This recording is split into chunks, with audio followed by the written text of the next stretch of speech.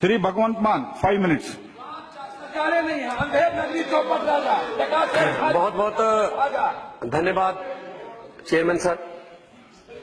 अक्सर क्या होता है कि महामहिम राष्ट्रपति जी अपनी सरकार की पिछले साल की उपलब्धियां बताते हैं, उस पे सेंट्रल हॉल में तालियां बजती हैं, अगले दिन छपता है, इलेक्ट्रॉनिक मीडिया में आता है कि ये कर दिया हमने। लेकिन मैं आपके माध्यम से कुछ बातें जो हैं वो आपके माध्यम से मैं जनता के सामने लाना चाहता हूं, सदन के सामने भी लाऊंगा, क्योंकि जनता ने हमें यहां पे भेजा है सर। हम यहाँ जनता की वजह से हैं। भगवंत अगर पब्लिक हमें वोट ना करती तुम भी यहाँ नहीं होते, फिर राज्यसभा में आना पड़ता है जेटली जी साहब की तरह, जिनको जनता पसंद नहीं करती। हो क्या रहा है, वोट मांगे गए डिजिटल इंडिया के नाम पर, वोट मांगे गए बुलेट ट्रेन के नाम पर, लेकिन डिबेट किस बात पे हो रही है? आप ये खा नहीं सकते, आप ये गा नहीं सकते, आप ये पहन नहीं सकते। ये गाय भैंस बकरी कहां से आ गई? एक तरफ तो डिजिटल इंडिया की बातें कर रहे हैं, दूसरी तरफ से हमें मेन्यू भी बीजेपी के ऑफिस से मिलेगा। क्या खाना है, गुलाम अली का गाना सुनना है या नहीं सुनना है? ये नफरत की राजनीति आ गई है। नफरत की राजनीति कैसे आ गई है? हमें किसानों के लिए क्या किया? 1,14,000 करोड़ उद्योगपतियों का माफ कर दिया गया कि ये उद्योगपति हैं, ये पैसे नहीं दे सकते। किसानों के लिए क्या किया? मैं पंजाब से आता हूं, पंजाब में एक छत के नीचे 3-3, 4-4 विधवाएं रहती हैं। 2 बेटे मर गए जी, बाप मर गया, सुसाइड कर लिया। क्यों? फसल बर्बाद हो गई थी, कर्जा था। कितना कर्जा था? 80,000 रुपए। अरे किसानों के लिए तो कुछ सोचिए। स्वामीनाथन की रिपोर्ट कहां गई?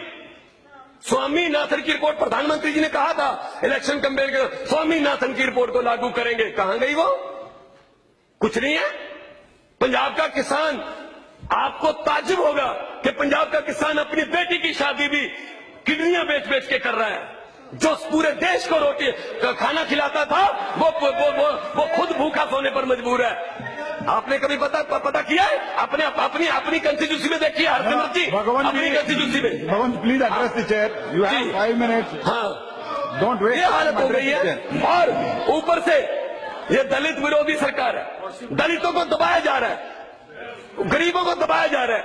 रोहित वेमुला ने आत्महत्या नहीं की, उसकी हत्या की गई है। जब एचआरडी मिनिस्ट्री 5-5 लेटर लिख रही थी, वो चिट्ठियां नहीं थी, वो रोहित के मौत के वारंट लिख रहे थे।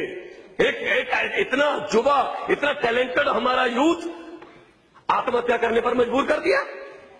उसके ऊपर उसके बाद एचआरडी मिनिस्टर जो है वो बड़े भाषण दे रही है, गुस्से में, इमोशन। ये कोई सीरियल थोड़ी है, सास भी कभी बहू थी। ये हाउस है, यहाँ पे अपने तरीके से बोलना चाहिए। इसका मतलब ये थोड़ी है कि आप जो भी बोल दोगे वो पास है, उसकी तारीफ हो रही है, वाह वाह वाह वाह वाह वाह। क्या हो रहा है ये? मैं ये कहना चाहता हूं, पाकिस्तान के साथ हमारे संबंध कैसे हैं? क्या बोल रहे थे मोदी जी? एक सिर काटेंगे हम 15 लेके आएंगे। क्या हुआ? वो चाय पी रहे नवाज शरीफ के साथ, उनको अचानक से हमारे देश का प्रधानमंत्री, the biggest democracy of the world, उसका प्रधानमंत्री बिना बताए, बिना अपोजिशन को बताए लाहौर में उसका जहाज लैंड कर जाता है। हमें पता चलता, अच्छा अरे ये चाय पी रहे हैं क्योंकि इनके घर पे फंक्शन था, और ऊपर से वो कभी पठानकोट में, कभी दीनानगर में हमले कर रहे हैं। प्लीज क्या हुआ? सर 4 मिनट हो गया। मैं सर प्लीज बोलने दीजिए मुझे, प्लीज।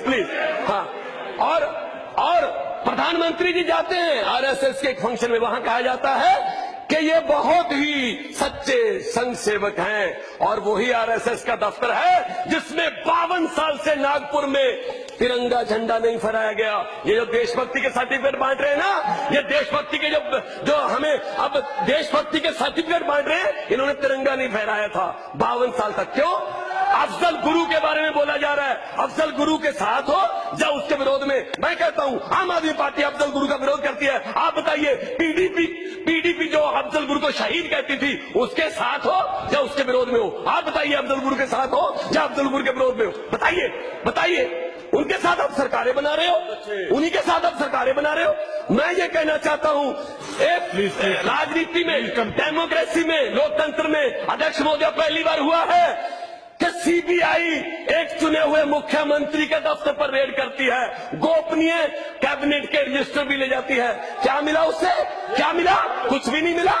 ये क्या फेडरल स्ट्रक्चर को बचाने की बातें हैं? मैं तो यही कहना चाहूंगा आखिर में नफरत की राजनीति फैलाने वालों से कि कौम को कबीलों में मत बांटिए, कौम को कबीलों में मत बांटिए, लंबे सफर को मीलों में मत बांटिए। एक बहता दरिया है मेरा भारत देश, इसको नदियों और झीलों में मत बांटिए। बहुत बहुत शुक्रिया जी।